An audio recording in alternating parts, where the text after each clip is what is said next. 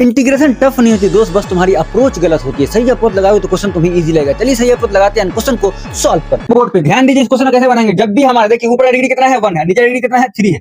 जब भी हमारा यानी कि डिनोमिनेटर का डिग्री बड़ा रहे किससे, न्यूमरेटर के डिग्री से, ये हमारा क्या कहलाएगा, प्रोपर फ्रैक्शन कहलाएगा। प्रोपर फ्रैक्शन के लिए हम लोग क्या करते हैं देखिए, तो इसको हम लोग ऐसे लिखेंगे 3x - 1 अपॉन में x - 1 x - 2 एंड x - 3। तो ये क्या हो जाएगा, ये होगा a upon x - 1 plus b upon x - 2। देखिए यहाँ हमारा क्या है, लीनियर, इसलिए हमने कांस्टेंट लिया है। अगर यहाँ पे हमारा क्वाड्रेटिक होता तो हम लोग लीनियर यहाँ पे लेते। समझ में आ गया। उसी तरीके से c अपॉन क्या हो जाएगा, x - 3।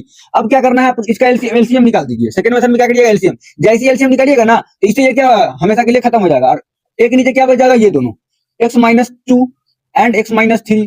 उसी तरीके से b के नीचे क्या हो जाएगा, ये खत्म हो जाएगा, तो ये बचेगा ये दोनों, यानी कि x - 1 और x - 3। उसी तरीके से c के नीचे क्या हो जाएगा, तो c ये कर जाएगा, तो ये दोनों बचेगा, क्या हो जाएगा, x - 1 x - 2। बस यही करना है, ये हमने खत्म कर दिया। अब ध्यान रखना है, पहले हमने क्या किया, कैल्शियम निकाल के इक्विट किया, तो ये नीचे से नीचे हमारा कट जाएगा।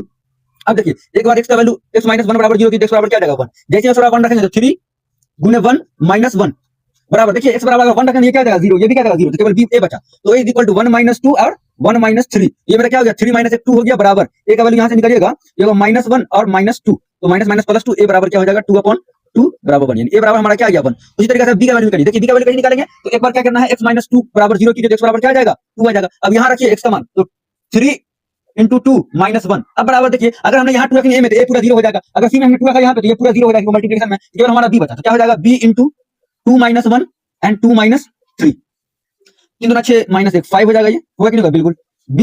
अब बताइए, ये हमारा -1 हो गया, और ये भी हमारा, सॉरी ये +1 हो गया और ये -1 हो गया, तो b बराबर हमारा क्या आ गया -5। b बराबर क्या हो गया -5। उसी तरीके से आप क्या कीजिए, c का वैल्यू निकालिए। तो c का वैल्यू कैसे निकालेंगे, देखिए एक क्या करना है, x - 3 बराबर 0, x बराबर क्या हो जाएगा 3, तो x का मान यहाँ रखिए 3, 3 3 क्या हो जाएगा 9 - 1 क्या हो जाएगा 10, 9 - 1 सॉरी 3 3 9 - 1 8 हो जाएगा, क्या हो जाएगा 8। अब ये बताइए, इसमें अगर 3 रखें तो ये 0 हो जाएगा, इसमें 3 रखें तो ये 0, तो केवल यही ना बचा, देखिए तो c 3 - 1 एंड 3 - 2, तो 8/2, ये देखिए c हो जाएगा, और इसी में 2 हो जाएगा ना, ये 1 हो जाएगा, तो c बराबर क्या हो गया 4, c बराबर क्या हो गया 4। अब हमने जो लिखा उसका वैल्यू को इक्विट कर दिया, तो क्या लिखा था हमने कि 3x - 1 अपॉन में x - 1 and x - 2 and x - 3।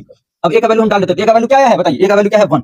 अब हम लोग क्या करते हैं, अलग-अलग इंटीग्रेट भी करते जाते हैं साथ में, x - 1 dx and plus separate integration कर देते हैं -5 1 अपॉन x - 2 dx एंड उसी तरीके से प्लस c का वैल्यू क्या है 4 1 अपॉन x - 3 dx। ये सब हमारा क्या है 1 अपॉन x वाले फॉर्म में, तो क्या हो जाएगा log x - 1 -5 log x - 2 plus 4 log x - 3 plus c। ये हमारा फाइनल आंसर हो गया। अगर आप चाहते तो लॉग का प्रॉपर्टी भी लगा सकते हैं, लेकिन यही हमारा फाइनल आंसर मान लीजिए। तो इस तरह के सभी क्वेश्चन को बेस्ट अप्रोच बनाने के लिए आप हमें जरूर फॉलो करें।